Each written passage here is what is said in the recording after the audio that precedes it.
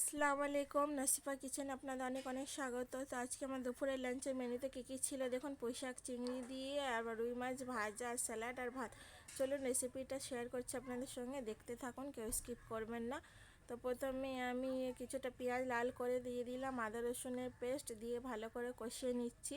তো আদা রসুনের পেস্টটা কষিয়ে নেওয়ার পর আমি দিয়ে দেবো কিছুটা মশলা, গুঁড়ো মশলা, ধনিয়া গুঁড়ো, জিরা গুঁড়ো, হলুদ গুঁড়ো, লঙ্কা গুঁড়ো, স্বাদ মতো লবণ আর অল্প একটু জল দিয়ে আমি ভালো করে কষিয়ে নেওয়ার পরে চিংড়ি মাছগুলো যে ধুয়ে রেখেছিলাম সেগুলো দিয়ে দিলাম মশলার মধ্যে, দিয়ে ভালো করে কষিয়ে নেবো। দুহাত কষিয়ে নেওয়ার পর আমি একদিকে পুঁই শাকটা ভালো করে কেটে বেছে ধুয়ে রেখে দিয়েছিলাম আগে থেকে।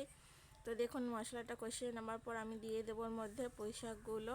তো নিশ্চয়ই আপনারাও পুঁই শাক খেতে খুব ভালোবাসেন, চিংড়ি মাছ দিয়ে পুঁই শাক খুবই ভালো টেস্ট হয়েছিল। তো এইভাবে দেখুন আমি কিভাবে বানাচ্ছি পুঁই শাকটা। তো পুঁই শাকগুলো ছেড়ে দিলাম আর দুটো আলুও কুচিয়ে আমি দিয়েছিলাম। এখন এই শীতকালে পুঁই শাকে একটু একটু পুঁই মিশিয়ে ফুল হয়ে গেছে, খেতে খুবই মজা লাগে এটা।